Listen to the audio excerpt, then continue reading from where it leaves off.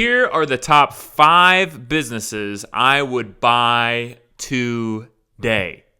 First, I'm going to give you the criteria at which I value businesses when I'm thinking about buying a business or starting a business.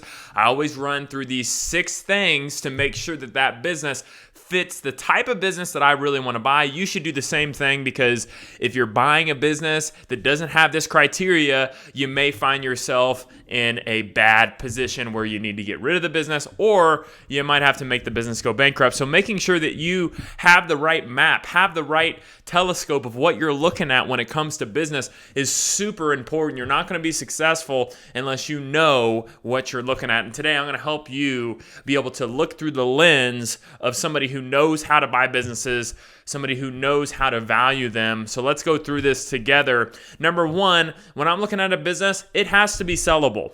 The business that I'm buying, usually it's sellable, okay? Because if not, I'm just buying the equipment. So number 1, it has to be sellable. That means if I grow that business, the multiple of the profit, there's a multiple there. Whether that's 3, 7 times, maybe even 10 times of the EBITDA, which is the profit, it has to be sellable for more than the profit, more than the equipment. Okay, some businesses are not sellable. You should not be in those businesses because they're not businesses, they are jobs. Okay, number 2, there has to be reoccurring revenue.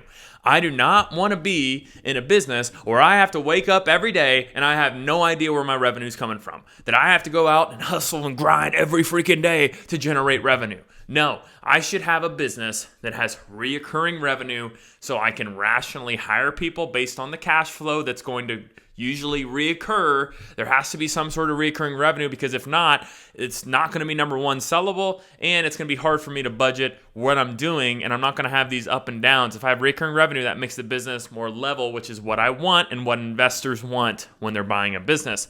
Number 3, it has to be scalable past the local level. I do not want to buy a business that's only in a local area.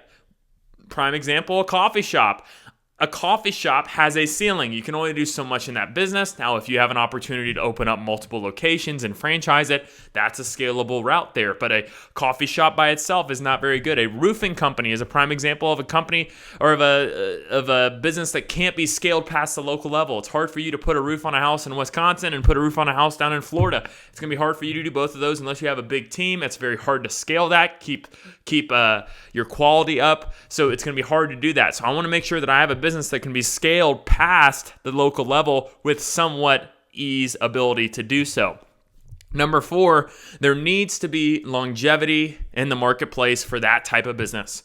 That business needs to be around for the next 10, 20, 30 years within a good degree of certainty, because you think of the solar panel industry, right? Right now, a lot of people are going in, grabbing that money quickly. Is it going to be around in 20 to 30 years?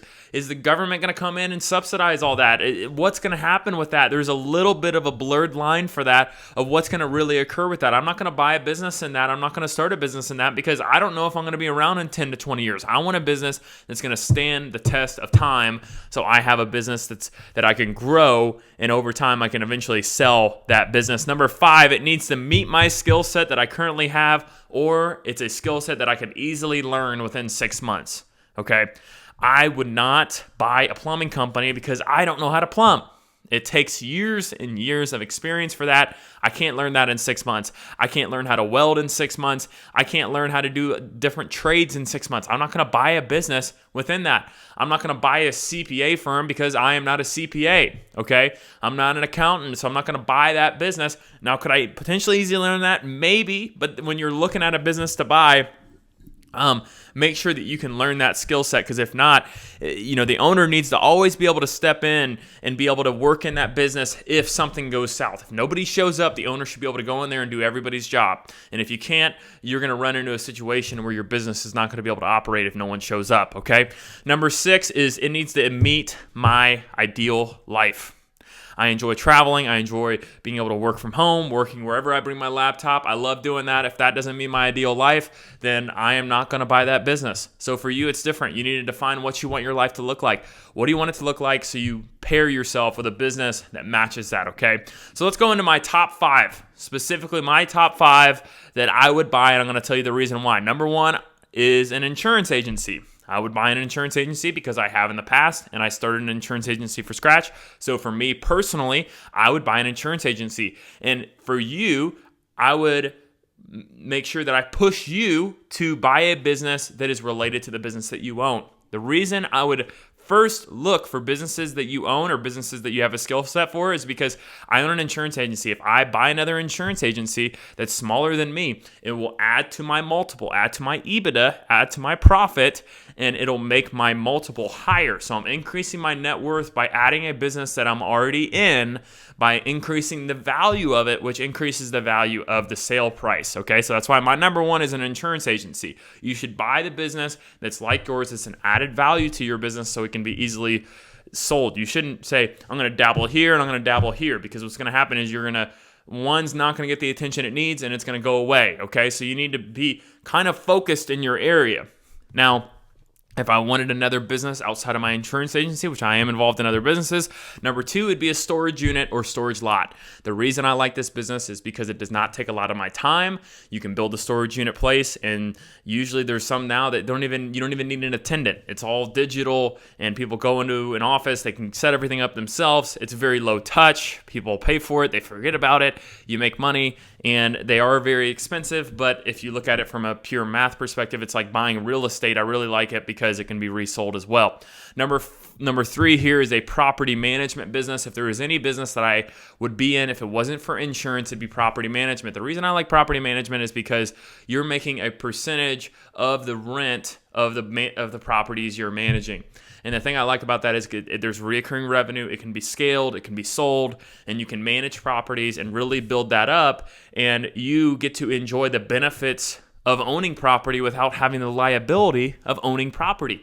Now, there are some issues with this business as far as, people always calling you. You have to be on call all the time. So it may not fit my ideal lifestyle of wanting to travel and go all over the place. But once you build up your employees and your team, you can step away and the team will manage that business for you. So I really like that business.